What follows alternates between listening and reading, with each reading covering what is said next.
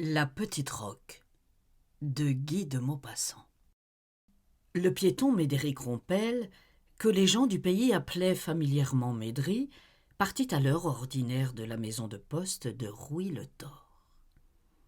Ayant traversé la petite ville de son grand pas d'ancien troupier, il coupa d'abord les prairies de Villaume pour gagner le bord de la Brindille, qui le conduisait, en suivant l'eau, au village de Carvelin, où commençait sa distribution.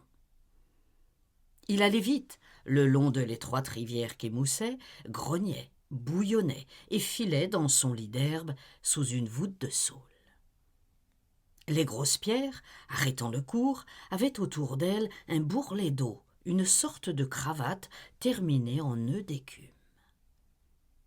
Par place, c'étaient des cascades d'un pied, souvent invisibles, qui faisaient, sous les feuilles, sous les lianes, sous un toit de verdure, un gros bruit colère et doux.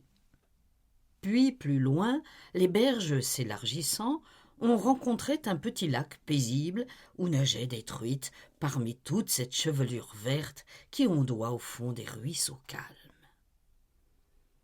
Médéric allait toujours, sans rien voir, et ne songeant qu'à ceci. Ma première lettre est pour la maison Poivron, puis j'en ai une pour monsieur Renardet. Faut donc que je traverse la futaie. Sa blouse bleue serrée à la taille par une ceinture de cuir noir passait d'un train rapide et régulier sur la haie verte des saules. Et sa canne, un fort bâton de houx, marchait à son côté du même mouvement que ses jambes. Donc, il franchit la brindille sur un pont fait d'un seul arbre, jeté d'un bord à l'autre, ayant pour unique rampe une corde portée par 2 piquets enfoncés dans les berges. La futaie, appartenant à M. Renardet, maire de Carvelin et le plus gros propriétaire du lieu, était une sorte de bois d'arbre antique, énorme, droit comme des colonnes, et s'étendant sur une demi-lieue de longueur, sur la rive gauche du ruisseau qui servait de limite à cette immense voûte de feuillage. Le long de l'eau, de grands arbustes avaient poussé, chauffés par le soleil. Mais sous la futaie, on ne trouvait rien que de la mousse épaisse, douce et molle, qui répandait dans l'air stagnant une odeur légère de moisie et de branches mortes. Médéric ralentit le pas, ôta son képi noir orné d'un galon rouge et s'essuya le front, car il faisait déjà chaud dans les prairies, bien qu'il ne fût pas encore 8 heures du matin. Il venait de se recouvrir et de reprendre son pas accéléré quand il aperçut, au pied d'un arbre, un petit couteau d'enfant. Comme il le ramassait, il découvrit encore un dé à coudre, puis un étui à aiguille 2 pas plus loin. Ayant pris ces objets, il pensa « Je vas les confier à monsieur le maire ». Et il se remit en route, mais il ouvrait l'œil à présent, s'attendant toujours à trouver autre chose. Soudain, il s'arrêta net, comme s'il se fût heurté contre une barre de bois. Car, à 10 pas devant lui, gisait, étendu sur le dos, un corps d'enfant, tout nu, sur la mousse. C'était une petite fille d'une 12aine d'années. Elle avait les bras ouverts, les jambes écartées, la face couverte d'un mouchoir. Un peu de sang maculait ses cuisses. Médéric se mit à avancer sur la pointe des pieds, comme s'il eût craint de faire du bruit, redouté quelque danger. Et il écarquillait les yeux. Qu'est-ce que cela? Elle dormait sans doute. Puis il réfléchit qu'on ne dort pas ainsi tout nu, à 7h30 du matin, sous des arbres frais. Alors, elle était morte, et il se trouvait en présence d'un crime. À cette idée, un frisson froid lui courut dans les reins, bien qu'il fût un ancien soldat. Et puis, c'était chose si rare dans le pays, un meurtre, et le meurtre d'une enfant encore, qu'il n'en pouvait croire ses yeux. Mais elle ne portait aucune blessure, rien que ce sang figé sur sa jambe. Comment donc l'avait-on tuée. Il s'était arrêté tout près d'elle, et il la regardait appuyée sur son bâton. Certes, il la connaissait, puisqu'il connaissait tous les habitants de la contrée. Mais ne pouvant voir son visage, il ne pouvait deviner son nom. Il se pencha pour ôter le mouchoir qui lui couvrait la face, puis s'arrêta, la main tendue, retenu par une réflexion. Avait-il le droit de déranger quelque chose à l'état du cadavre avant les constatations de la justice? Il se figurait la justice comme une espèce de général à qui rien n'échappe et qui attache autant d'importance à un bouton perdu qu'à un coup de couteau dans le ventre. Sous ce mouchoir, on trouverait peut-être une preuve capitale. C'était une pièce à conviction, enfin, qui pouvait perdre de sa valeur, touchée par une main maladroite. Alors, il se releva pour courir chez monsieur le maire. Mais une autre pensée le retint de nouveau. Si la fillette était encore vivante, par hasard, il ne pouvait pas l'abandonner ainsi. Il se mit à genoux, tout doucement, assez loin d'elle par prudence, et tendit la main vers son pied. Il était froid, glacé de ce froid terrible qui rend effrayante la chair morte et qui ne laisse plus de doute. Le facteur, à ce toucher, sentit son cœur retourner, comme il le dit plus tard, et la salive sécher dans sa bouche. Se relevant brusquement, il se mit à courir sous la futaie vers la maison de monsieur Renardet. Il allait au pas gymnastique, son bâton sous le bras, les poings fermés, la tête en avant. Et son sac de cuir, plein de lettres et de journaux, lui battait les reins en cadence. La demeure du maire se trouvait au bout du bois qui lui servait de parc et trempait tout un coin de ses murailles dans un petit étang que formait en cet endroit la brindille. C'était une grande maison carrée, en pierre grise, très ancienne, qui avait subi des sièges autrefois et terminée par une tour énorme, haut de 20 mètres, bâtie dans l'eau. Du haut de cette citadelle, on surveillait jadis tout le pays. On l'appelait la tour du renard, sans qu'on sût au juste pourquoi, et de cette appellation, sans doute, était venu le nom de Renardet que portaient les propriétaires de ce fief resté dans la même famille depuis plus de 200 ans, disait-on. Car les Renardet faisaient partie de cette bourgeoisie presque noble qu'on rencontrait souvent dans les provinces avant la Révolution. Le facteur entra d'un élan dans la cuisine où déjeunaient les domestiques et cria « Monsieur le maire est-il levé ? Faut que je l'y parle, sur l'heure. » On savait Médéric un homme de poids et d'autorité, et on comprit aussitôt qu'une chose grave s'était passée. Monsieur Renardet, prévenu, ordonna qu'on l'amenât.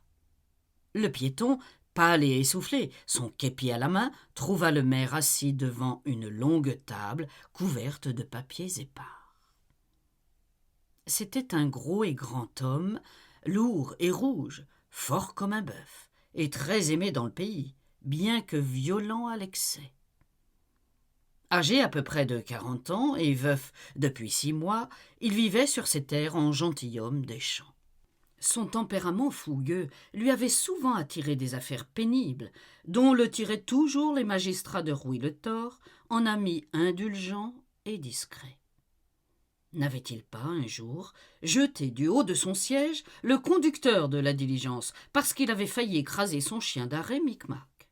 N'avait-il pas enfoncé les côtes d'un garde-chasse qui verbalisait contre lui parce qu'il traversait, fusil au bras, une terre appartenant aux voisins? N'avait-il pas même pris au collet le sous-préfet qui s'arrêtait dans le village au cours d'une tournée administrative qualifiée par M. Renardet de tournée électorale, car il faisait de l'opposition au gouvernement par tradition de famille? Le maire demanda « Qu'y a-t-il donc, Médéric ? » « J'ai trouvé une petite fille morte, sous votre futaie. » Renardet se dressa, le visage couleur de brique. « Vous dites ? Une petite fille ? » ?»« Oui, monsieur, une petite fille, toute nue, sur le dos, avec du sang, morte, bien morte. » Le maire jura. « Nom de Dieu! Je parie que c'est la petite Roque. On vient de me prévenir qu'elle n'était pas rentrée hier soir, chez sa mère. À quel endroit l'avez-vous découverte ?» Le facteur expliqua la place, donna des détails, offrit d'y conduire le maire. Mais Renardet devint brusque. « Non, je n'ai pas besoin de vous. Envoyez-moi tout de suite le garde champêtre, le secrétaire de la mairie et le médecin, et continuez votre tournée. Vite, vite, allez, et dites-leur de me rejoindre sous la futaie. » Le piéton, homme de consigne, obéit et se retira, furieux et désolé de ne pas assister aux constatations. Le maire sortit à son tour, prit son chapeau, un grand chapeau mou, de feutre gris, à bord très large, et s'arrêta quelques secondes sur le seuil de sa demeure. Devant lui s'étendait un vaste gazon où éclataient 3 grandes taches, rouges, bleues et blanches, 3 larges corbeilles de fleurs épanouies, l'une en face de la maison et les autres sur les côtés. Plus loin se dressaient jusqu'au ciel les premiers arbres de la futaie, tandis qu'à gauche, par-dessus la brindille élargie en étang, on apercevait de longues prairies, tout un pays vert et plat, coupé par des rigoles et des haies de saules pareils à des monstres, nains, trapus, toujours ébranchés, et portant sur un tronc énorme et court un plumeau frémissant de branches minces. À droite, derrière les écuries, les remises, tous les bâtiments qui dépendaient de la propriété, commençait le village, riche, peuplé d'éleveurs de bœufs. Renardet descendit lentement les marches de son perron et, tournant à gauche, gagna le bord de l'eau qu'il suivit à pas lents, les mains derrière le dos. Il allait le front penché, et de temps en temps il regardait autour de lui s'il n'apercevait point les personnes qu'il avait envoyées quérir. Lorsqu'il fut arrivé sous les arbres, il s'arrêta, se découvrit et s'essuya le front comme avait fait Médéric, car l'ardent soleil de juillet tombait en pluie de feu sur la terre. Puis le maire se remit en route, s'arrêta encore, revint sur ses pas. Soudain, se baissant, il trempa son mouchoir dans le ruisseau qui glissait à ses pieds et l'étendit sur sa tête sous son chapeau. Des gouttes d'eau lui coulaient le long des tempes, sur ses oreilles toujours violettes, sur son cou puissant et rouge, et entraient l'une après l'autre sous le col blanc de sa chemise. Comme personne n'apparaissait encore, il se mit à frapper du pied, puis il appela « Ohé ! Ohé !» Une voix répondit à droite « Ohé ! Ohé !» et le médecin apparut sous les arbres. C'était un petit homme maigre, ancien chirurgien militaire, qui passait pour très capable aux environs. Il boitait, ayant été blessé au service, et s'aidait d'une canne pour marcher. Puis on aperçut le garde champêtre et le secrétaire de la mairie qui, prévenus en même temps, arrivaient ensemble.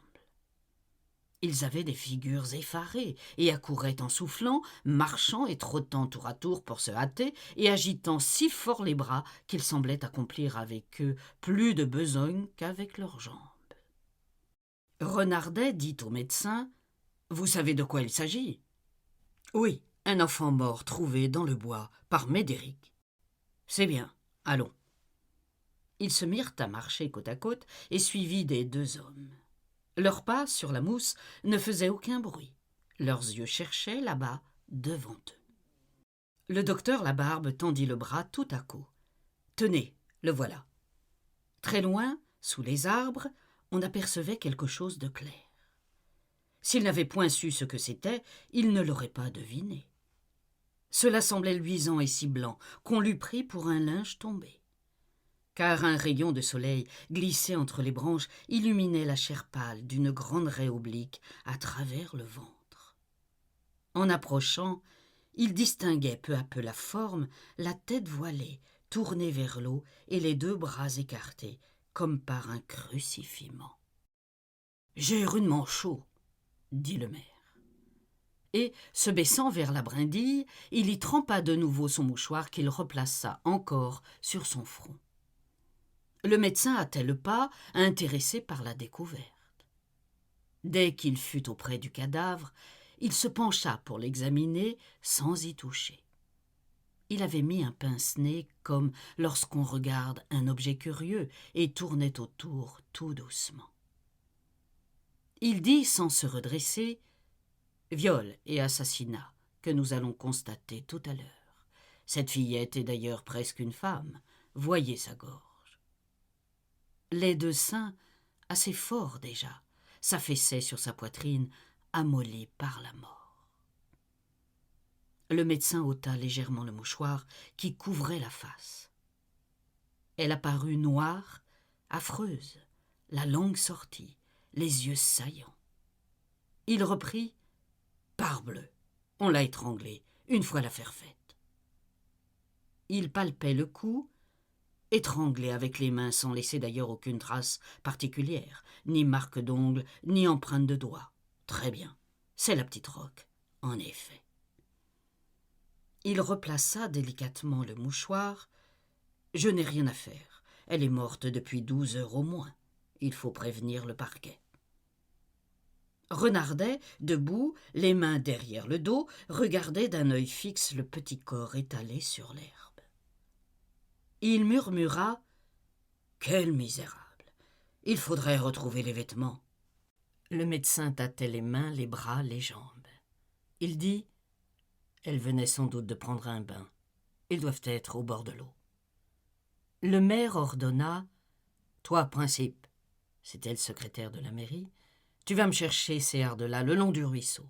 Toi, Maxime, c'est le garde champêtre, tu vas courir à Rouille-le-Thor et me ramener le juge d'instruction avec la gendarmerie. Il faut qu'il soit ici dans 1 heure, tu entends ?» Les deux hommes s'éloignèrent vivement. Et Renardet dit au docteur « Quel gredin a bien pu faire un pareil coup dans ce pays-ci ?» Le médecin murmura « Qui sait? Tout le monde est capable de ça. Tout le monde en particulier et personne en général. N'importe, ce doit être quelque rôdeur, quelque ouvrier sans travail. Depuis que nous sommes en République, on ne rencontre que ça sur les routes. » Tous deux étaient bonapartistes. Le maire reprit « Oui, ça ne peut être qu'un étranger, un passant, un vagabond, sans feu ni lieu. » Le médecin ajouta avec une apparence de sourire « Et sans femme. N'ayant ni bon souper ni bon gîte, il s'est procuré le reste. On ne sait pas ce qu'il y a d'hommes sur la terre capables d'un forfait à un moment donné. Saviez-vous que cette petite avait disparu ?» Et du bout de sa canne, il touchait l'un après l'autre les doigts roidis de la morte, appuyant dessus comme sur les touches d'un piano. « Oui, la mère est venue me chercher hier, vers 9 heures du soir, l'enfant n'étant pas rentré à 7 heures pour souper. Nous l'avons appelée jusqu'à minuit sur les routes, mais nous n'avons point pensé à la futaie. Il fallait le jour, du reste, pour opérer des recherches vraiment utiles. »« Voulez-vous un cigare ?» dit le médecin. « Merci, je n'ai pas envie de fumer. Ça me fait quelque chose de voir ça. » Ils restaient debout tous les deux en face de ce frêle corps d'adolescente, si pâle, sur la mousse sombre. Une grosse mouche à ventre bleu qui se promenait le long d'une cuisse s'arrêta sur les taches de sang, repartit, remontant toujours, parcourant le flanc de sa marche vive et saccadée, grimpa sur un sein, puis redescendit pour explorer l'autre, cherchant quelque chose à boire sur cette morte. Les deux hommes regardaient ce point noir, errant. Le médecin dit « Comme c'est joli, une mouche sur la peau. Les dames du dernier siècle avaient bien raison de s'en coller sur la figure. Pourquoi a-t-on perdu cet usage-là » Le maire semblait ne point l'entendre, perdu dans ses réflexions. Mais tout d'un coup, il se retourna, car un bruit l'avait surpris. Une femme en bonnet et en tablier bleu accourait sous les arbres. C'était la mère, la Roque. Dès qu'elle aperçut Renardet, elle se mit à hurler. « Ma petite! Où qu'est-ce ma petite ?» Tellement affolée qu'elle ne regardait point par terre. Elle la vit tout à coup, s'arrêta net, joignit les mains et leva ses 2 bras en poussant une clameur aiguë et déchirante, une clameur de bête mutilée. Puis elle s'élança vers le corps, tomba à genoux et enleva, comme si elle l'eût arraché, le mouchoir qui couvrait la face. Quand elle vit cette figure affreuse, noire et convulsée, elle se redressa d'une secousse, puis s'abattit le visage contre terre, en jetant dans l'épaisseur de la mousse des cris affreux et continus. Son grand corps maigre, sur qui ses vêtements collaient, secoué de convulsions, palpitait. On voyait ses chevilles osseuses et ses mollets secs enveloppés de gros draps bleus frissonner horriblement. Et elle creusait le sol de ses doigts crochus comme pour y faire un trou et s'y cacher. Le médecin, ému, murmura « Pauvre vieille !» Renardet eut dans le ventre un bruit singulier. Puis il poussa une sorte d'éternuement bruyant qui lui sortit en même temps par le nez et par la bouche, et, tirant son mouchoir de sa poche, il se mit à pleurer dedans, toussant, sanglotant et se mouchant avec bruit. Il balbutiait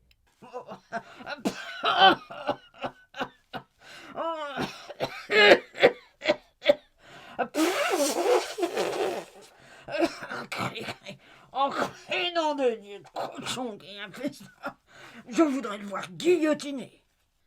Monsieur Principe reparut, l'air désolé et les mains vides. Il murmura « Je ne trouve rien, monsieur le maire. Rien de rien, nulle part. » L'autre, effaré, répondit d'une voix grasse, noyée dans les larmes « Qu'est-ce que tu ne trouves pas ?» Les hardes de la petite.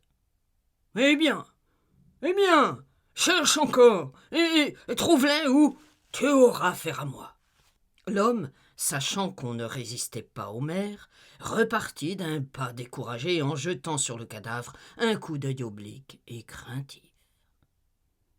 Des voix lointaines s'élevaient sous les arbres, une rumeur confuse, le bruit d'une foule qui approchait. Car Médéric, dans sa tournée, avait semé la nouvelle de porte en porte. Les gens du pays, stupéfaits d'abord, avaient causé de ça dans la rue, d'un seuil à l'autre. Puis ils s'étaient réunis. Ils avaient jasé, discuté, commenté l'événement pendant quelques minutes. Et maintenant ils s'en venaient pour voir. Ils arrivaient par groupes, un peu hésitants et inquiets, par crainte de la première émotion. Quand ils aperçurent le corps, ils s'arrêtèrent, n'osant plus avancer et parlant bas. Puis ils s'enhardirent, firent quelques pas, s'arrêtèrent encore, avancèrent de nouveau, et ils formèrent bientôt autour de la morte, de sa mère, du médecin et de Renardet, un cercle épais, agité et bruyant, qui se resserrait sous les poussées subites des derniers venus. Bientôt ils touchèrent le cadavre. Quelques-uns même se baissèrent pour le palper. Le médecin les écarta. Monsieur le maire, sortant brusquement de sa torpeur, devint furieux et, saisissant la canne du docteur Labarde, il se jeta sur ses administrés en balbutiant « Foutez-moi le camp! Foutez-moi le camp! Tas de brutes!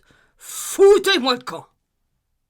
En une seconde, le cordon de curieux s'élargit de 200 mètres.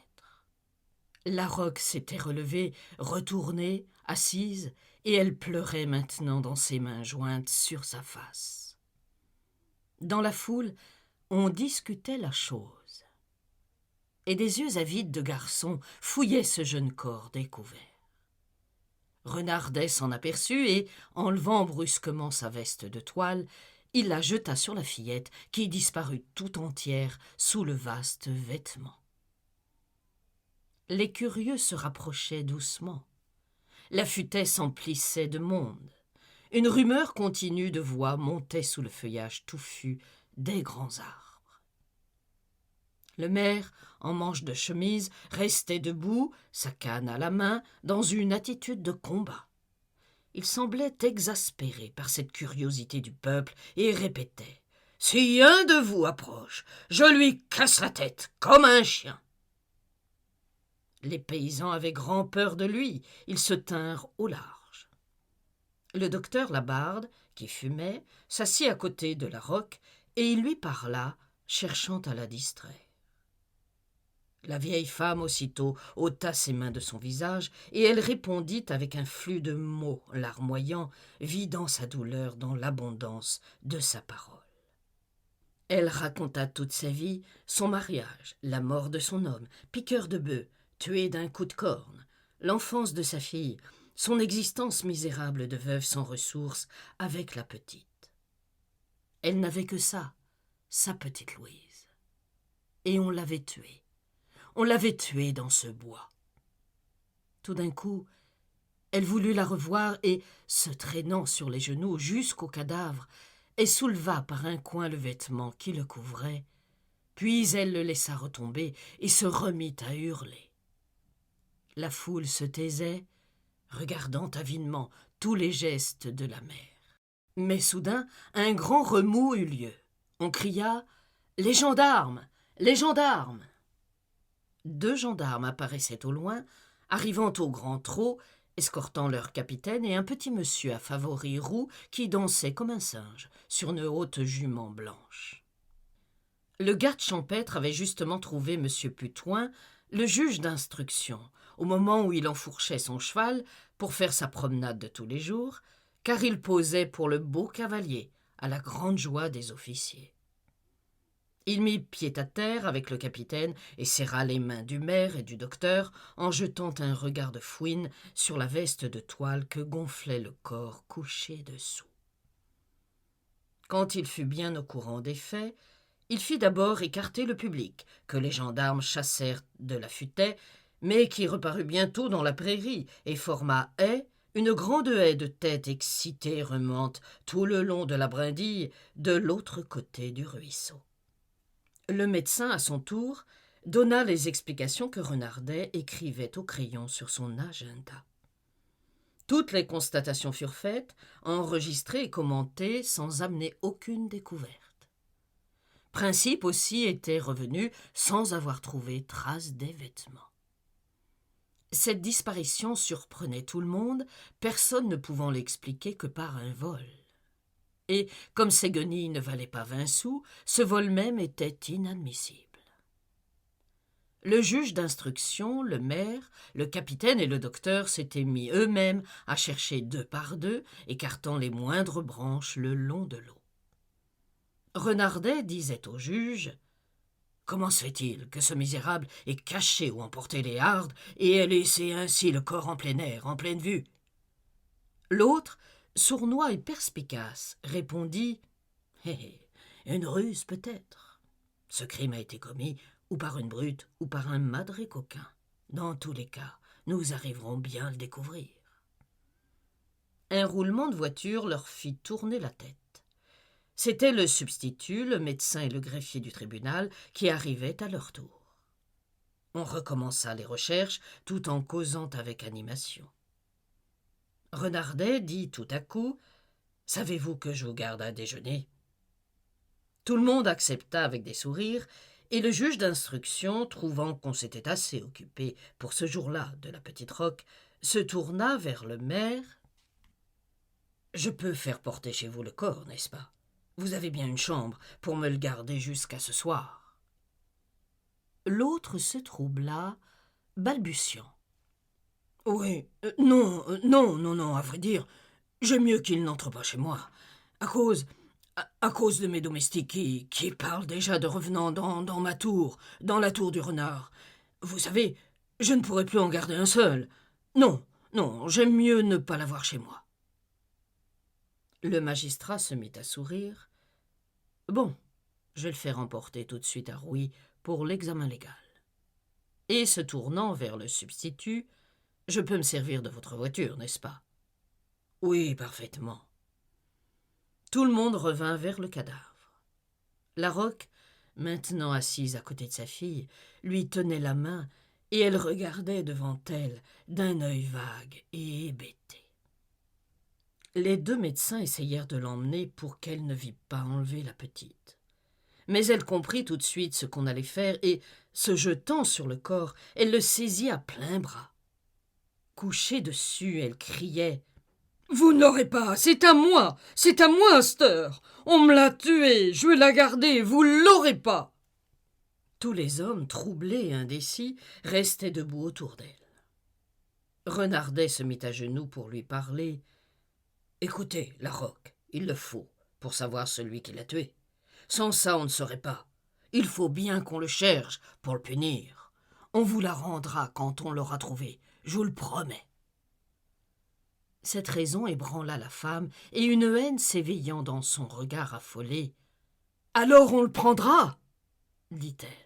« Oui, je vous le promets. » Elle se releva, décidée à laisser faire ses gens, mais le capitaine ayant murmuré « C'est surprenant qu'on ne retrouve pas ses vêtements », une idée nouvelle qu'elle n'avait pas encore eue entra brusquement dans sa tête de paysanne, et elle se demanda « Où sont ces hardes, ces tamés? Je les veux. Où qu'on les a mises ?» On lui expliqua comment elles demeuraient introuvables. Alors elle les réclama avec une obstination désespérée, pleurant et gémissant. « Ces tamés, je les veux. Où est-ce qu'elles sont? Je les veux. » Plus on tentait de la calmer, plus elle sanglotait, s'obstinait.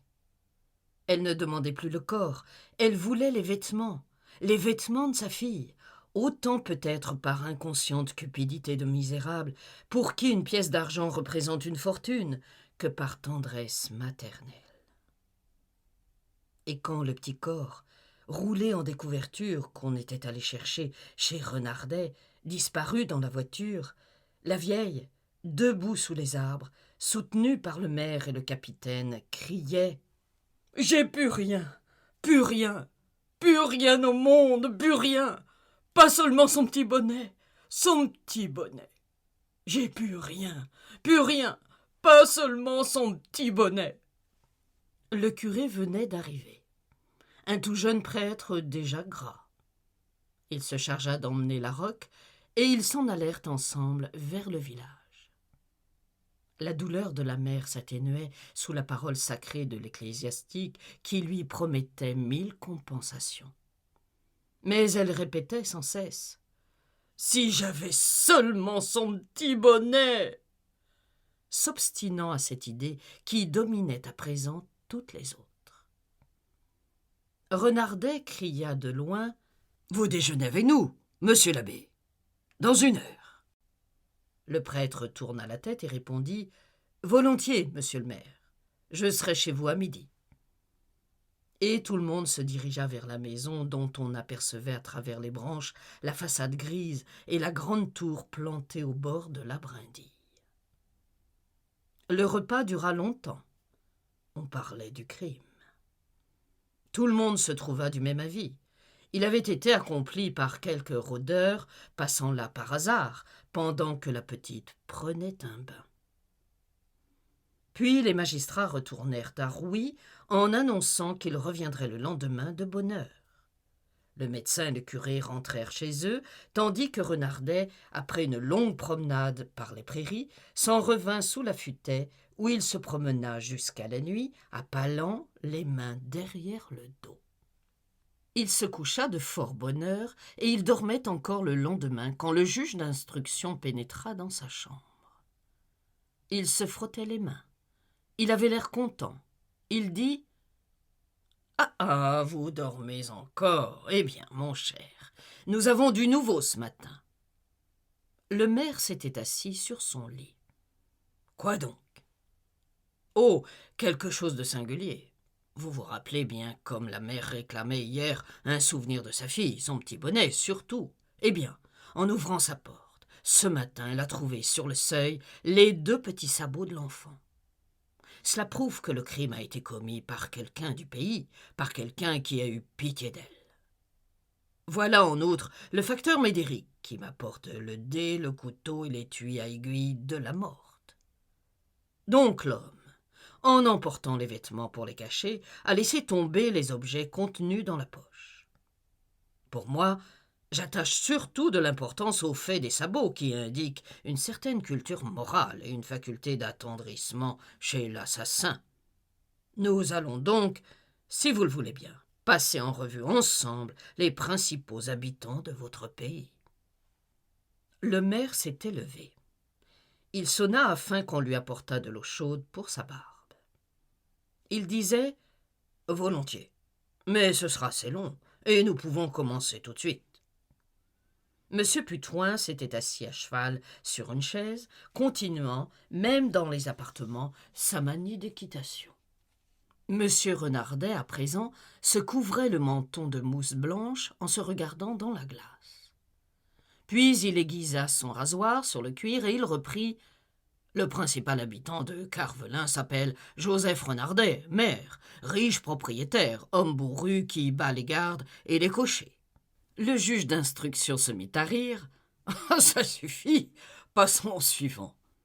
Le second en importance est monsieur Pelledan, adjoint, éleveur de bœufs, également riche propriétaire, paysan madré, très sournois, très retors en toute question d'argent, mais incapable, à mon avis, d'avoir commis un tel forfait. » Monsieur Putoin dit « Passons. » Alors, tout en se rasant et se lavant, Renardet continua l'inspection morale de tous les habitants de Carvelin.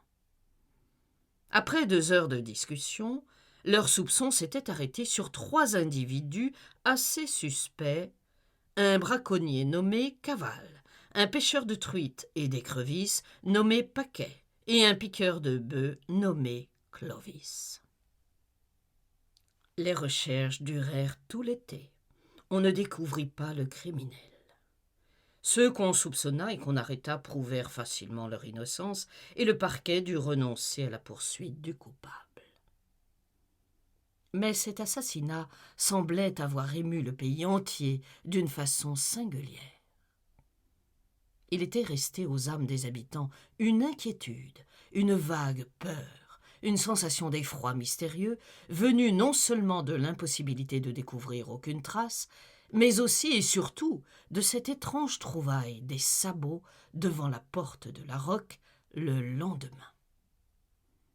La certitude que le meurtrier avait assisté aux constatations, qu'il vivait encore dans le village, sans doute, hantait les esprits, les obsédait, paraissait planer sur le pays comme une incessante menace.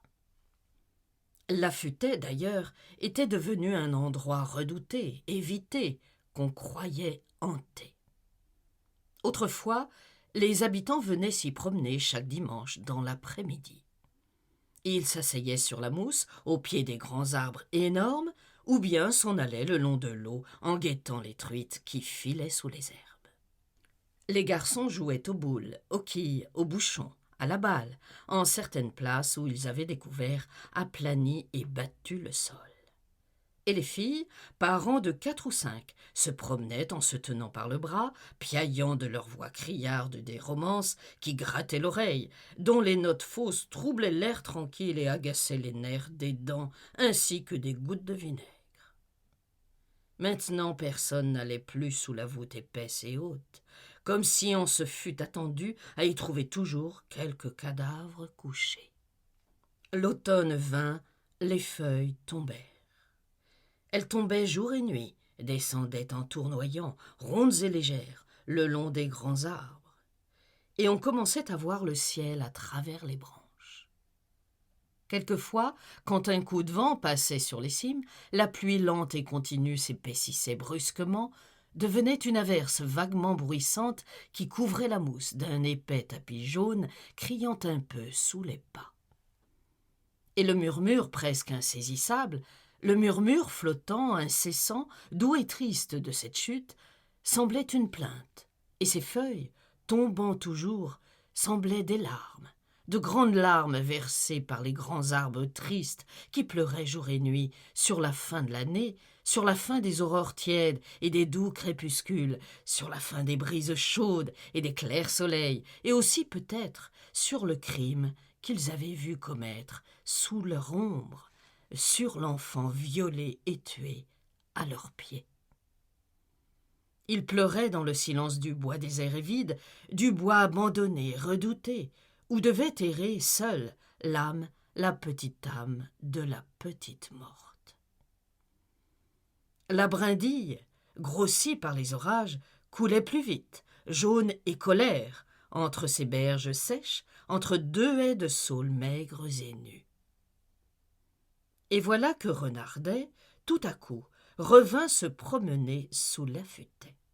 Chaque jour, à la nuit tombante, il sortait de sa maison, descendait à pas lents son perron et s'en allait sous les arbres, d'un air songeur, les mains dans les poches. Il marchait longtemps sur la mousse humide et molle, tandis qu'une légion de corbeaux, accourus de tous les voisinages pour coucher dans les grandes cimes, se déroulait à travers l'espace, à la façon d'un immense voile de deuil flottant au vent, en poussant des clameurs violentes et sinistres. Quelquefois il se posait, criblant de taches noires les branches emmêlées sur le ciel rouge, sur le ciel sanglant des crépuscules d'automne. Puis, tout à coup, il repartait en croissant affreusement et en déployant de nouveau au-dessus du bois le long feston sombre de leur vol. Ils s'abattaient enfin sur les faîtes les plus hauts et cessaient peu à peu leur rumeur, tandis que la nuit grandissante mêlait leurs plumes noires au noir de l'espace. Renardet errait encore au pied des arbres, lentement. Puis, quand les ténèbres opaques ne lui permettaient plus de marcher, il rentrait, tombait comme une masse dans son fauteuil, devant la cheminée claire, en tendant au foyer ses pieds humides qui fumaient longtemps contre la flamme. Or, un matin, une grande nouvelle courut dans le pays, le maire faisait abattre sa futaie. 20 bûcherons travaillaient déjà. Ils avaient commencé par le coin le plus proche de la maison, et ils allaient vite en présence du maître. D'abord, les ébrancheurs grimpaient le long du tronc. Liés à lui par un collier de cordes, ils l'enlacent d'abord de leurs bras, puis, levant une jambe, ils le frappent fortement d'un coup de pointe d'acier fixé à leur semelle. La pointe entre dans le bois, y reste enfoncée, et l'homme s'élève dessus comme sur une marche, pour frapper de l'autre pied avec l'autre pointe sur laquelle il se soutiendra de nouveau en recommençant avec la première. Et à chaque montée, il porte plus haut le collier de cordes qui l'attache à l'arbre. Sur ses reins pend et brille la hachette d'acier. Il grimpe toujours doucement, comme une bête parasite attaquant un géant. Il monte lourdement le long de l'immense colonne, l'embrassant et les prenant pour aller le décapiter. Dès qu'il arrive aux premières branches, il s'arrête, détache de son flanc la serpe aiguë, et il frappe. Il frappe avec lenteur, avec méthode, en taillant le membre tout près du tronc. Et, soudain, la branche craque, fléchit, s'incline, s'arrache et s'abat en frôlant dans sa chute les arbres voisins. Puis elle s'écrase sur le sol avec un grand bruit de bois brisé, et toutes ses menues branchettes palpitent longtemps. Le sol se couvrait de débris que d'autres hommes taillaient à leur tour, liaient en fagots et empilaient en tas, tandis que les arbres restés encore debout semblaient des poteaux démesurés, des pieds gigantesques amputés et rasés par l'acier tranchant des serpes. Et, quand l'ébrancheur avait fini sa besogne, il laissait au sommet du fût droit et mince le collier de cordes qu'il y avait porté. Il redescendait ensuite à coups d'éperon le long du tronc découronné, que les bûcherons alors attaquaient par la base en frappant à grands coups qui retentissaient dans tout le reste de la futaie. Quand la blessure du pied semblait assez profonde, quelques hommes tiraient, en poussant un cri cadencé, sur la corde fixée au sommet, et l'immense mât soudain craquait et tombait sur le sol, avec le bruit sourd et la secousse d'un coup de canon lointain. Et le bois diminuait chaque jour, perdant ses arbres abattus, comme une armée perd ses soldats. Renardet ne s'en allait plus. Il restait là du matin au soir, contemplant, immobile, et les mains derrière le dos, la mort lente de sa futaie. Quand un arbre était tombé, il posait le pied dessus, ainsi que sur un cadavre. Puis il levait les yeux sur le suivant avec une sorte d'impatience secrète et calme, comme s'il eût attendu, espéré quelque chose à la fin du massacre. Cependant, on approchait du lieu où la petite roque avait été trouvée. On y parvint enfin un soir, à l'heure du crépuscule. Comme il faisait sombre, le ciel étant couvert, les bûcherons voulurent arrêter leur travail, remettant au lendemain la chute d'un être énorme, mais le maître s'y opposa et exigea qu'à l'heure même on ébranchât et abattût ce colosse qui avait ombragé le crime. Quand l'ébrancheur l'eut mis à nu, eut terminé sa toilette de condamné, quand les bûcherons en eurent sapé la base, 5 hommes commencèrent à tirer sur la corde attachée au faîte. L'arbre résista. Son tronc puissant, bien qu'entaillé jusqu'au milieu, était rigide comme du fer. Les ouvriers, tous ensemble, avec une sorte de saut régulier, tendaient la corde en se couchant jusqu'à terre, et ils poussaient un cri de gorge essoufflé qui montrait et réglait leur effort. 2 bûcherons, debout contre le géant, demeuraient la hache au poing, pareils à 2 bourreaux, prêts à frapper encore, et Renardet, immobile, la main sur l'écorce, attendait la chute avec une émotion inquiète et nerveuse. Un des hommes lui dit « Vous êtes trop près, monsieur le maire. Quand il tombera, ça pourrait vous blesser. » Il ne répondit pas et ne recula point. Il semblait prêt à saisir lui-même à pleins bras le hêtre pour le terrasser comme un lutteur. Ce fut tout à coup, dans le pied de la haute colonne de bois, un déchirement qui sembla courir jusqu'au sommet comme une secousse douloureuse. Et elle s'inclina un peu, prête à tomber, mais résistant encore. Les hommes, excités, roidirent leurs bras, donnèrent un effort plus grand. Et comme l'arbre, brisé, croulait, soudain Renardet fit un pas en avant, puis s'arrêta, les épaules soulevées pour recevoir le choc irrésistible, le choc mortel qui l'écraserait sur le sol. Mais le hêtre, ayant un peu dévié, lui frôla seulement les reins, le rejetant sur la face à 5 mètres de là. Les ouvriers s'élancèrent pour le relever.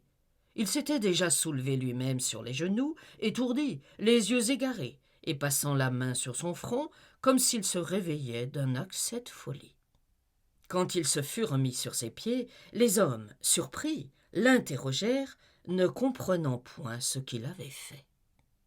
Il répondit, en balbutiant, qu'il avait eu un moment d'égarement, ou plutôt une seconde de retour à l'enfance, qu'il s'était imaginé avoir le temps de passer sous l'arbre, comme les gamins passent en courant devant les voitures au trot, qu'il avait joué au danger et que, depuis 8 jours, il sentait cette envie grandir en lui, en se demandant, chaque fois qu'un arbre craquait pour tomber, si on pourrait passer dessous sans être touché. C'était une bêtise, il l'avouait. Mais tout le monde a de ces minutes d'insanité et de ces tentations d'une stupidité puérile. Il s'expliquait lentement, cherchant ses mots, la voix sourde. Puis il s'en alla en disant « À demain, mes amis, à demain !» Dès qu'il fut rentré dans sa chambre, il s'assit devant sa table, que sa lampe, coiffée d'un abat-jour, éclairait vivement et, prenant son front entre ses mains, il se mit à pleurer. Il pleura longtemps, puis s'essuya les yeux, releva la tête et regarda sa pendule. Il n'était pas encore 6 heures. Il pensa « J'ai le temps avant le dîner », et il alla fermer sa porte à clé. Il revint alors s'asseoir devant sa table. Il fit sortir le tiroir du milieu, prit dedans un revolver et le posa sur ses papiers en pleine clarté. L'acier de l'arme luisait, jetait des reflets pareils à des flammes. Renardet le contempla quelque temps avec l'œil trouble d'un homme ivre, puis il se leva et se mit à marcher. Il allait d'un bout à l'autre de l'appartement et de temps en temps s'arrêtait pour repartir aussitôt. Soudain, il ouvrit la porte de son cabinet de toilette, trempa une serviette dans la cruche à eau et se mouilla le front, comme il avait fait le matin du crime. Puis il se remit à marcher. Chaque fois qu'il passait devant sa table, l'arme brillante attirait son regard, sollicitait sa main. Mais il guettait la pendule et pensait « J'ai encore le temps ». La demie de 6 heures sonna. Il prit alors le revolver, ouvrit la bouche toute grande, avec une affreuse grimace, et enfonça le canon dedans, comme s'il eût voulu l'avaler. Il resta ainsi quelques secondes, immobile, le doigt sur la gâchette, puis, brusquement secoué par un frisson d'horreur, il cracha le pistolet sur le tapis. Et il retomba sur son fauteuil en sanglotant. « Je ne peux pas, je n'ose pas. Mon Dieu, comment faire pour avoir le courage de me tuer ?» On frappait à la porte. Il se dressa, affolé. Un domestique disait « Le dîner de monsieur est prêt ». Il répondit « C'est bien, je descends ». Alors il ramassa l'arme, l'enferma de nouveau dans le tiroir, puis se regarda dans la glace de la cheminée pour voir si son visage ne lui semblait pas trop convulsé. Il était rouge, comme toujours, un peu plus rouge peut-être. Voilà tout. Il descendit et se mit à table. Il mangea lentement, en homme qui veut faire traîner le repas, qui ne veut point se retrouver seul avec lui-même. Puis il fuma plusieurs pipes dans la salle pendant qu'on desservait. Puis il remonta dans sa chambre. Dès qu'il s'y fut enfermé, il regarda sous son lit, ouvrit toutes ses armoires, explora tous les coins, fouilla tous les meubles. Il alluma ensuite les bougies de sa cheminée et, tournant plusieurs fois sur lui-même, parcourant de l'œil tout l'appartement avec une angoisse d'épouvante qui lui crispait la face, car il savait bien qu'il allait la voir, comme toutes les nuits, la petite Roque, la petite fille qu'il avait violée, puis étranglée. Toutes les nuits, l'odieuse vision recommençait. C'était d'abord dans ses oreilles, une sorte de ronflement, comme le bruit d'une machine à battre ou le passage lointain d'un train sur un pont. Il commençait alors à haleter, à étouffer, et il lui fallait déboutonner son col de chemise et sa ceinture. Il marchait pour faire circuler le sang, il essayait de lire, il essayait de chanter. C'était en vain, sa pensée, malgré lui, retournait au jour du meurtre, et le lui faisait recommencer dans ses détails les plus secrets, avec toutes ses émotions les plus violentes, de la première minute à la dernière. Il avait senti, en se levant ce matin-là, le matin de l'horrible jour, un peu d'étourdissement et de migraine qu'il attribuait à la chaleur, de sorte qu'il était resté dans sa chambre jusqu'à l'appel du déjeuner. Après le repas, il avait fait la sieste. Puis il était sorti vers la fin de l'après-midi pour respirer la brise fraîche et calmante sous les arbres de sa futaie. Mais dès qu'il fut dehors, l'air lourd et brûlant de la plaine l'oppressa davantage. Le soleil, encore haut dans le ciel, versait sur la terre calcinée, sèche et assoiffée, des flots de lumière ardente. Aucun souffle de vent ne remuait les feuilles. Toutes les bêtes, les oiseaux, les sauterelles elles-mêmes se taisaient. Renardet gagna les grands arbres et se mit à marcher sur la mousse où la brindille évaporait un peu de fraîcheur sous l'immense toiture de branches. Mais il se sentait mal à l'aise. Il lui semblait qu'une main inconnue, invisible, lui serrait le cou. Et il ne songeait presque à rien, ayant d'ordinaire peu d'idées dans la tête. Seule, une pensée vague le hantait depuis 3 mois, la pensée de se remarier. Il souffrait de vivre seul, il en souffrait moralement et physiquement. Habitué depuis 10 ans à sentir une femme près de lui, accoutumé à sa présence de tous les instants, à son étreinte quotidienne, il avait un besoin impérieux et confus de son contact incessant et de son baiser régulier. Depuis la mort de madame Renardet, il souffrait sans cesse, sans bien comprendre pourquoi. Il souffrait de ne plus sentir sa robe frôler ses jambes tout le jour, et de ne plus pouvoir se calmer et s'affaiblir entre ses bras surtout. Il était veuf depuis 6 mois à peine, et il cherchait déjà dans les environs quelle jeune fille ou quelle veuve il pourrait épouser lorsque son deuil serait fini. Il avait une âme chaste, mais logée dans un corps puissant d'Hercule, et des images charnelles commençaient à troubler son sommeil et ses veilles. Il les chassait, elles revenaient, et il murmurait par moments, en souriant de lui-même, « Me voici comme saint Antoine ». Ayant eu ce matin-là plusieurs de ces visions obsédantes, le désir lui vint tout à coup de se baigner dans la brindille pour se rafraîchir et apaiser l'ardeur de son sang. Il connaissait un peu plus loin un endroit large et profond où les gens du pays venaient se tremper quelquefois en été. Il y alla. Des saules épais cachaient ce bassin clair où le courant se reposait, sommeillait un peu avant de repartir. Renardet, en approchant, crut entendre un léger bruit, un faible clapotement qui n'était point celui du ruisseau sur les berges. Il écarta doucement les feuilles et regarda. Une fillette, toute nue, toute blanche à travers l'onde transparente, battait l'eau des 2 mains en dansant un peu dedans et tournant sur elle-même avec des gestes gentils. Ce n'était plus une enfant, ce n'était pas encore une femme. Elle était grasse et formée, tout en gardant un air de gamine précoce, poussée vite, presque mûre. Il ne bougeait plus, perclus de surprise, d'angoisse, le souffle coupé par une émotion bizarre et poignante.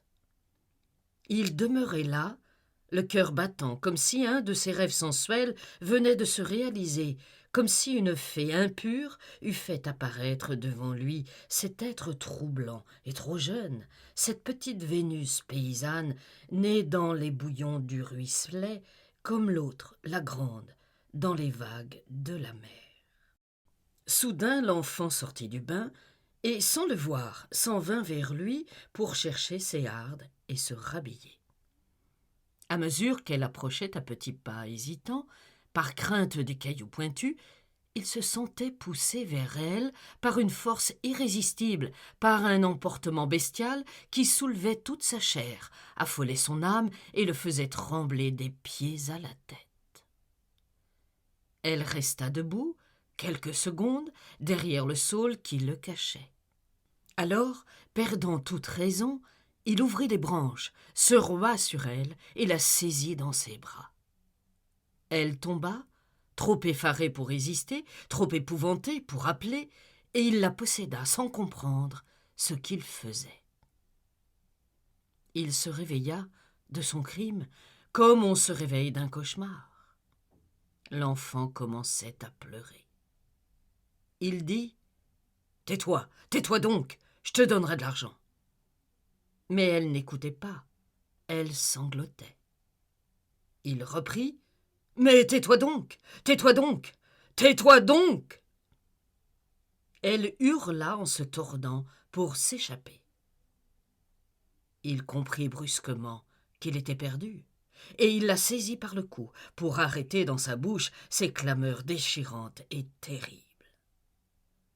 Comme elle continuait à se débattre avec la force exaspérée d'un être qui veut fuir la mort, il ferma ses mains de colosse sur la petite gorge gonflée de cris, et il l'eût étranglée en quelques instants, tant il serrait furieusement, sans qu'il songeât à la tuer, mais seulement pour la faire taire. Puis il se dressa, éperdu d'horreur. Elle gisait devant lui, sanglante et la face noire.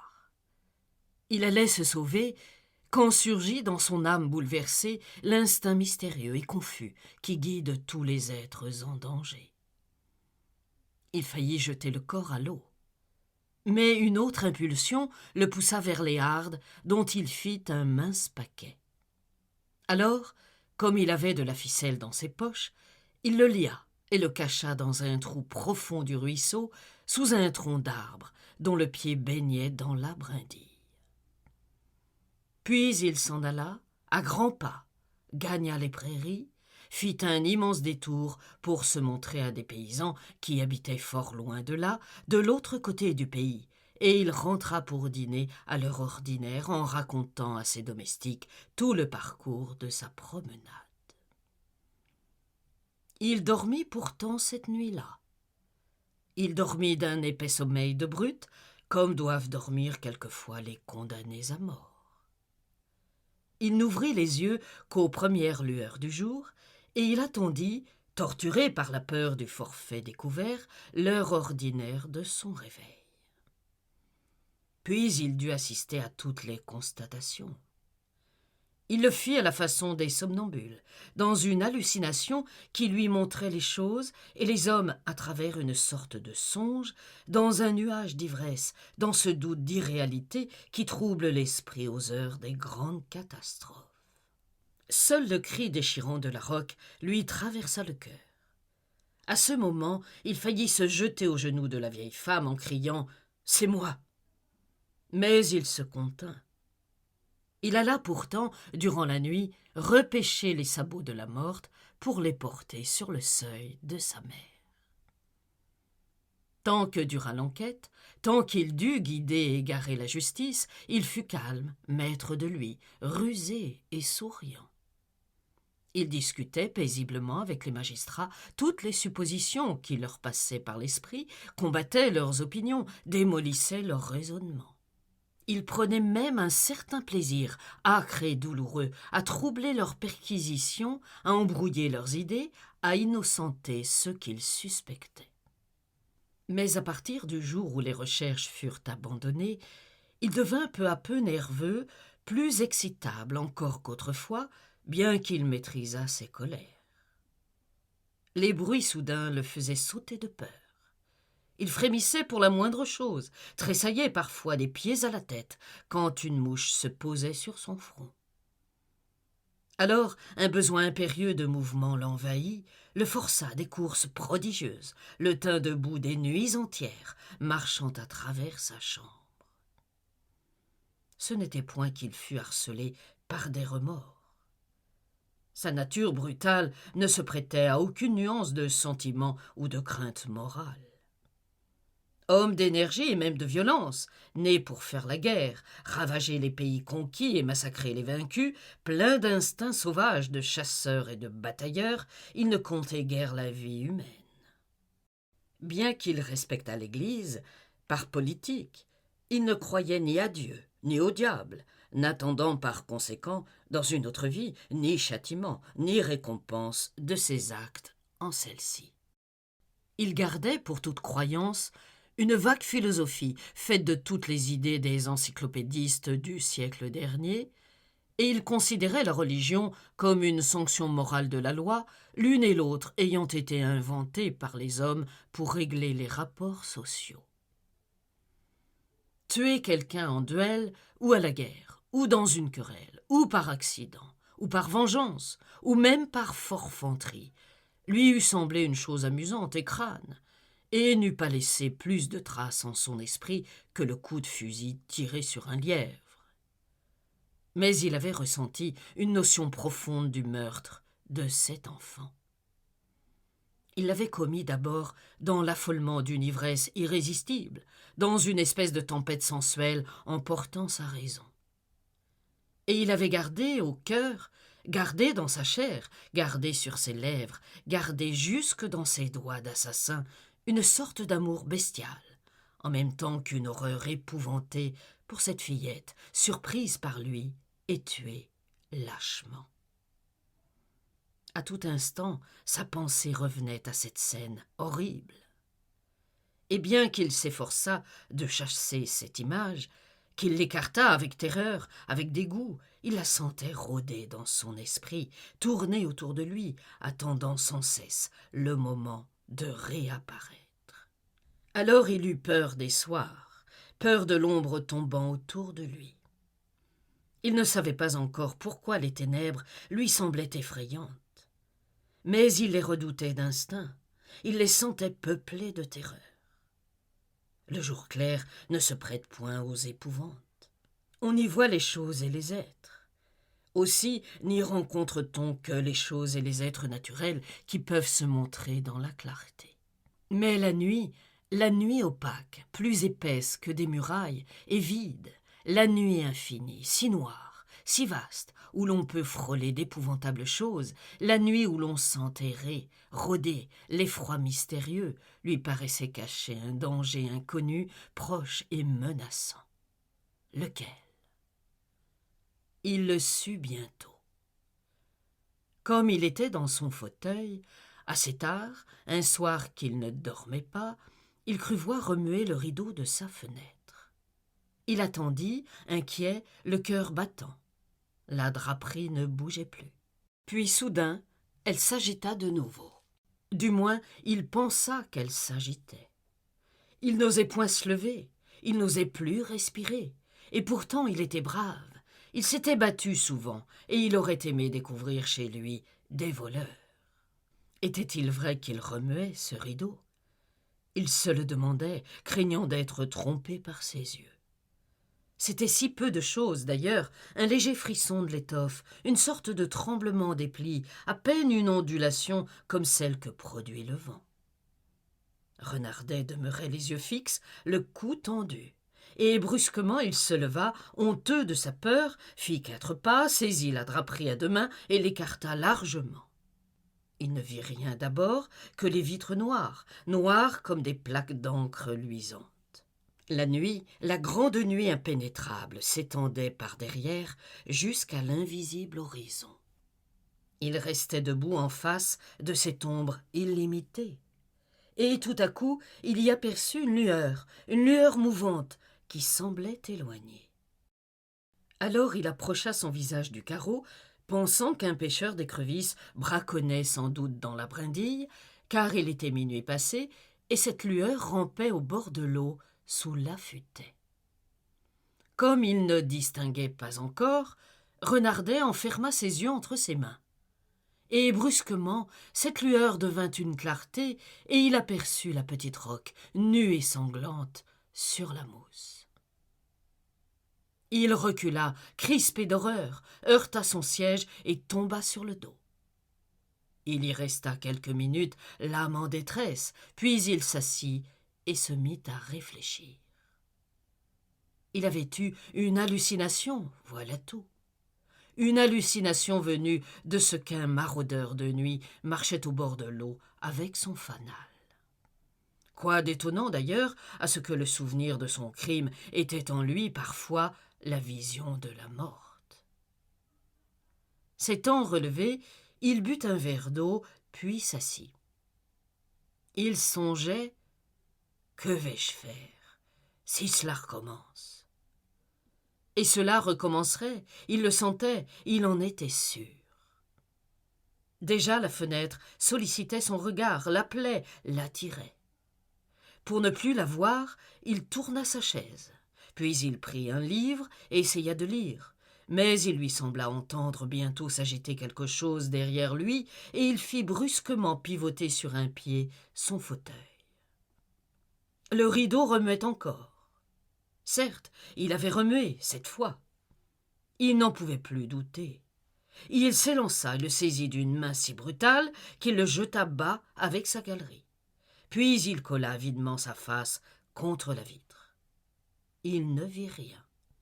Tout était noir au dehors, et il respira avec la joie d'un homme dont on vient de sauver la vie.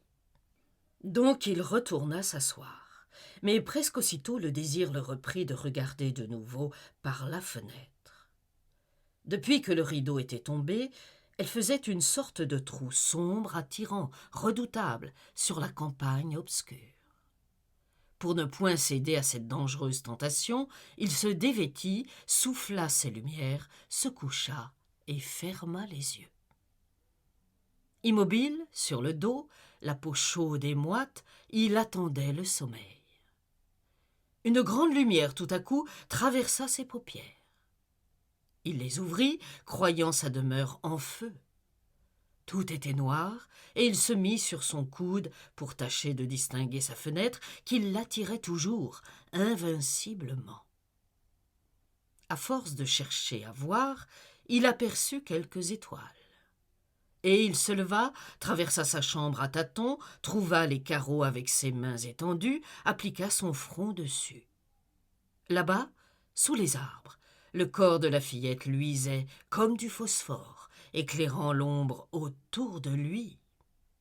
Renardet poussa un cri et se sauva vers son lit, où il resta jusqu'au matin, la tête cachée sous l'oreiller. À partir de ce moment, sa vie devint intolérable. Il passait ses jours dans la terreur des nuits, et chaque nuit, la vision recommençait. À peine enfermé dans sa chambre, il essayait de lutter, mais en vain. Une force irrésistible le soulevait, le poussait à sa vitre, comme pour appeler le fantôme, et il le voyait aussitôt, couché d'abord au lieu du crime, couché les bras ouverts, les jambes ouvertes, tel que le corps avait été trouvé. Puis la morte se levait et s'en venait, à petits pas, ainsi que l'enfant avait fait en sortant de la rivière. Elle s'en venait doucement, tout droit en passant sur le gazon et sur la corbeille de fleurs desséchées. Puis elle s'élevait dans l'air, vers la fenêtre de Renardet. Elle venait vers lui, comme elle était venue le jour du crime, vers le meurtrier. Et l'homme reculait devant l'apparition, il reculait jusqu'à son lit et s'affaissait dessus, sachant bien que la petite était entrée et qu'elle se tenait maintenant derrière le rideau qui remuerait tout à l'heure. Et jusqu'au jour, il le regardait, ce rideau, d'un œil fixe, s'attendant sans cesse à voir sortir sa victime. Mais elle ne se montrait plus. Elle restait là, sous l'étoffe agitée, parfois d'un tremblement. Et Renardet, les doigts crispés sur ses draps, les serrait ainsi qu'il avait serré la gorge de la petite Roque. Il écoutait sonner les heures. Il entendait battre, dans le silence, le balancier de sa pendule et les coups profonds de son cœur. Et il souffrait, le misérable, plus qu'aucun homme n'avait jamais souffert. Puis, dès qu'une ligne blanche apparaissait au plafond, annonçant le jour prochain, il se sentait délivré, seul enfin, seul dans sa chambre. Et il se recouchait. Il dormait alors quelques heures, d'un sommeil inquiet et fiévreux, où il recommençait souvent en rêve l'épouvantable vision de ses veilles. Quand il descendait plus tard pour le déjeuner de midi, il se sentait courbaturé, comme après de prodigieuses fatigues. Et il mangeait à peine, hanté toujours par la crainte de celle qu'il reverrait la nuit suivante.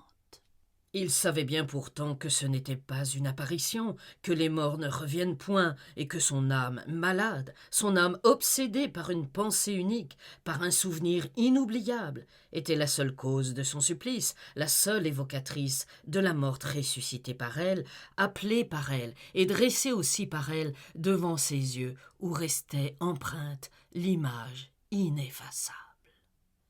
Mais il savait aussi qu'il ne guérirait pas, qu'il n'échapperait jamais à la persécution sauvage de sa mémoire. Et il se résolut à mourir plutôt que de supporter plus longtemps ces tortures. Alors il chercha comment il se tuerait. Il voulait quelque chose de simple et de naturel qui ne laisserait pas croire à un suicide. Car il tenait à sa réputation, au nom légué par ses pairs.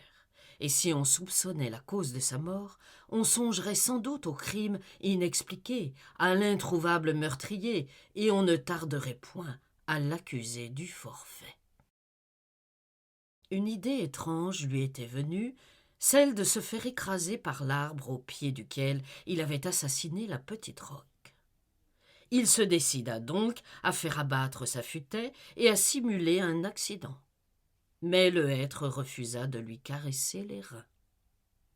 Rentré chez lui, en proie à un désespoir éperdu, il avait saisi son revolver et puis il n'avait pas osé tirer. L'heure du dîner sonna. Il avait mangé, puis était remonté.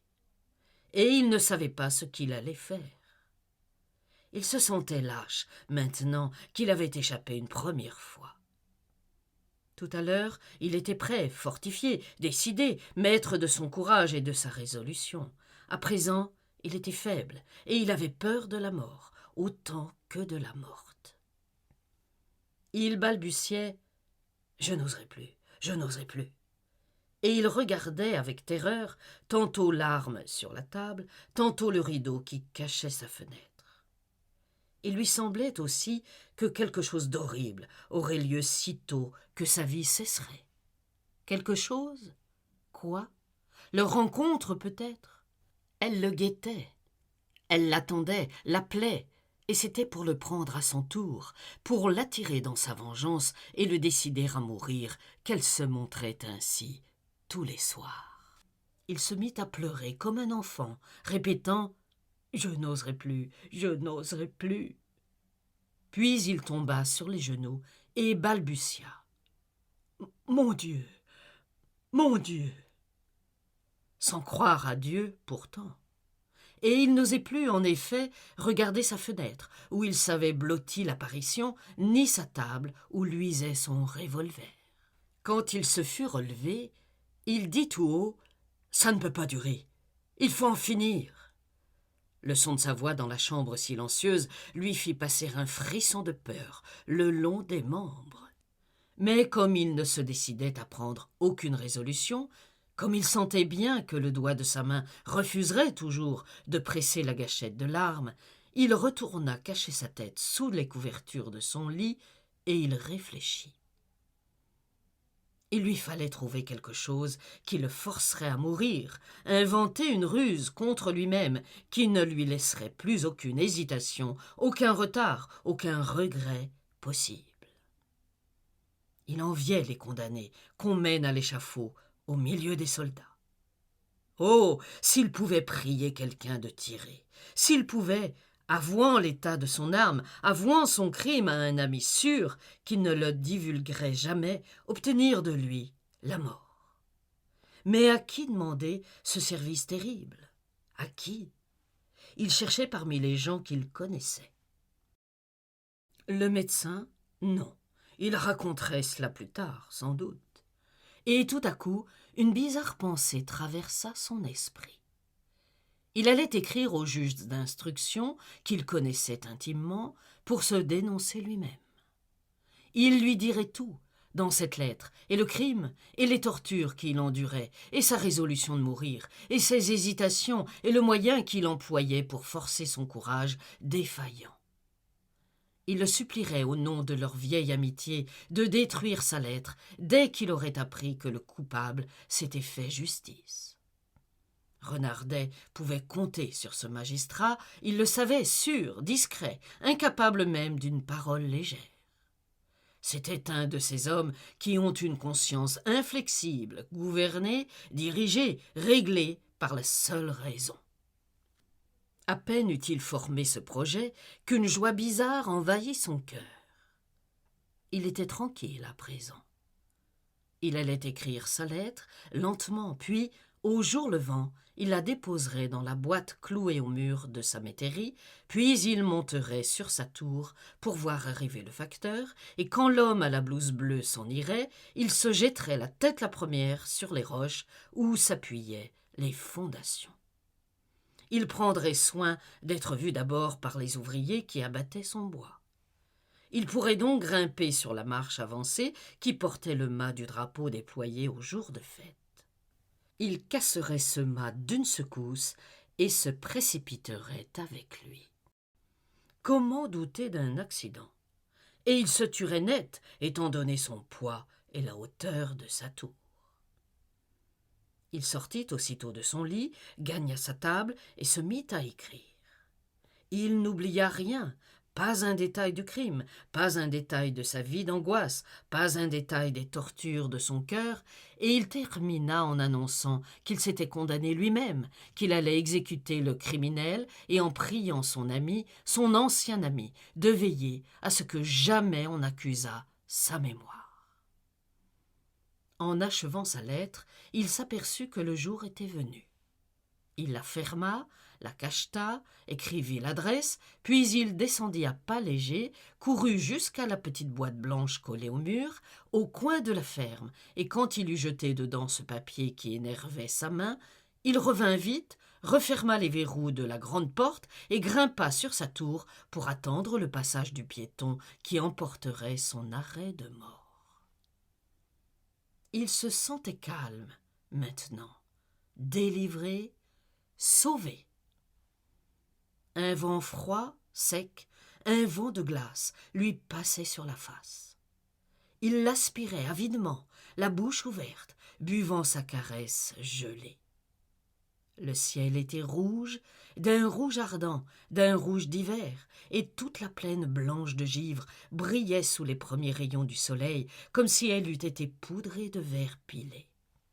Renardet, debout, nu-tête, regardait le vaste pays, les prairies à gauche, à droite le village, dont les cheminées commençaient à fumer pour le repas du matin. À ses pieds, il voyait couler la brindille dans les roches où il s'écraserait tout à l'heure. Il se sentait renaître dans cette belle aurore glacée et plein de force, plein de vie. La lumière le baignait, l'entourait, le pénétrait comme une espérance. 1000 souvenirs l'assaillaient, des souvenirs de matins pareils, de marches rapides sur la terre dure qui sonnait sous les pas, de chasses heureuses au bord des étangs où dorment les canards sauvages. Toutes les bonnes choses qu'il aimait, les bonnes choses de l'existence, accouraient dans son souvenir, l'aiguillonnaient de désirs nouveaux, réveillaient tous les appétits vigoureux de son corps actif et puissant. Et il allait mourir. Pourquoi? Il allait se tuer subitement parce qu'il avait peur du nombre, peur de rien. Il était riche et jeune encore. Quelle folie! Mais il lui suffisait d'une distraction, d'une absence, d'un voyage pour oublier. Cette nuit même, il ne l'avait pas vue, l'enfant, parce que sa pensée préoccupée s'était égarée sur autre chose. Peut-être ne la reverrait-il plus. Et si elle le hantait encore, dans cette maison, certes, elle ne le suivrait pas ailleurs. La terre était grande et l'avenir long. Pourquoi mourir?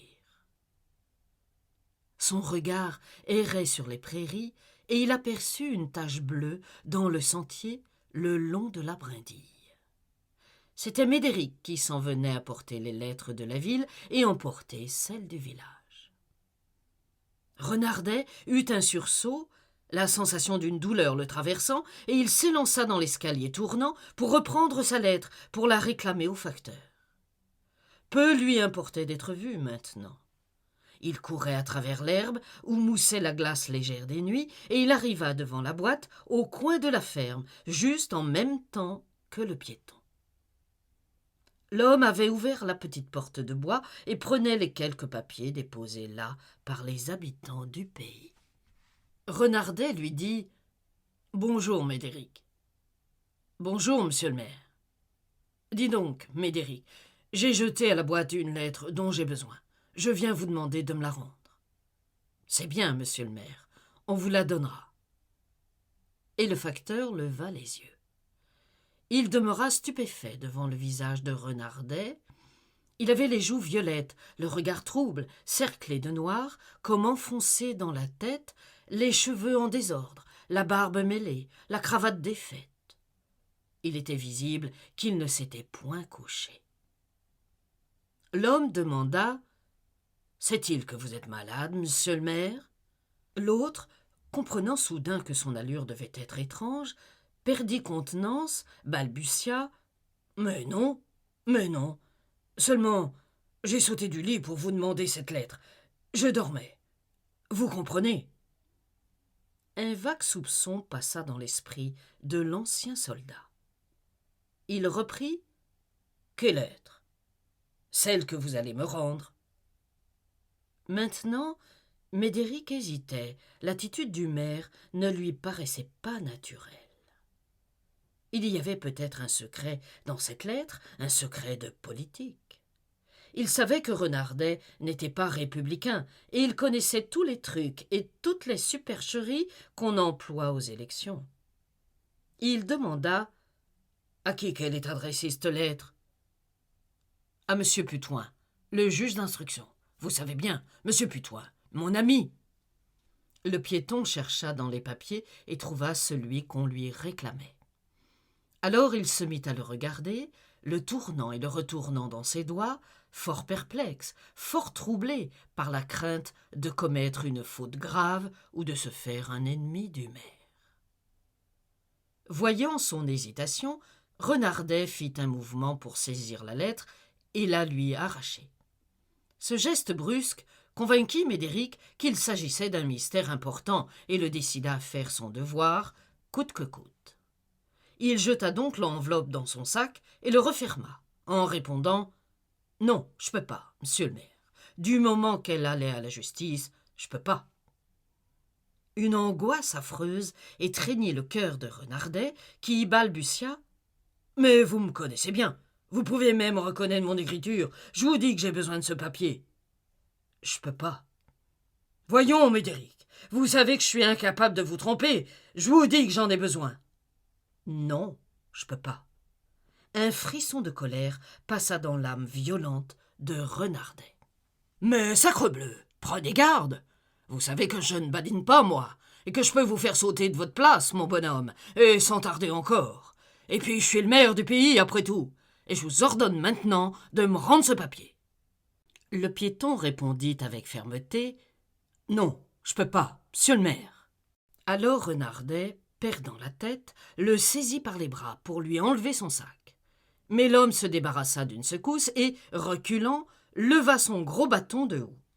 Il prononça, toujours calme, « Oh, ne me touchez pas, monsieur le maire, ou je cogne. Prenez garde, je fais mon devoir, moi. » Se sentant perdu, Renardet brusquement devint humble, doux, implorant comme un enfant qui pleure.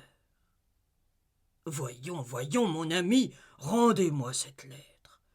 Je vous récompenserai, je vous donnerai de l'argent. Tenez, tenez, je vous donnerai 100 francs, vous entendez, 100 francs. » L'homme tourna les talons et se mit en route. Renardet le suivit, haletant, balbutiant. « Médéric, Médéric, écoutez, je vous donnerai 1000 francs, vous entendez, 1000 francs. » L'allure allait toujours, sans répondre. Renardet reprit. « Je ferai votre fortune, vous entendez, ce que je vous voudrai. 50 000 francs pour cette lettre. Qu'est-ce que ça vous fait ?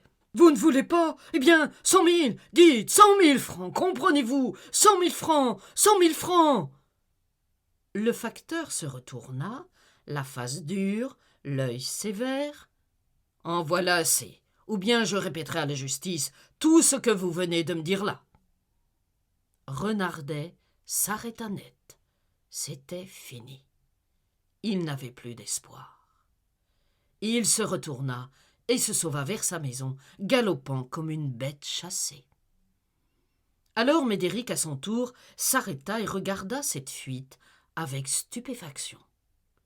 Il vit le maire rentrer chez lui, et il attendit encore, comme si quelque chose de surprenant ne pouvait manquer d'arriver. Bientôt, en effet, la haute taille de Renardet apparut au sommet de la tour du Renard. Il courait autour de la plate-forme comme un fou. Puis il saisit le mât du drapeau et le secoua avec fureur, sans parvenir à le briser, puis soudain, pareil à un nageur qui pique une tête, il se lança dans le vide, les 2 mains en avant. Médéric s'élança pour porter secours. En traversant le parc, il aperçut les bûcherons allant au travail. Il les héla en leur criant l'accident, et ils trouvèrent au pied des murs un corps sanglant dont la tête s'était écrasée sur une roche. La brindille entourait cette roche, et sur ces eaux élargies en cet endroit, clair et calme, on voyait couler un long filet rose de cervelle et de sang mêlé.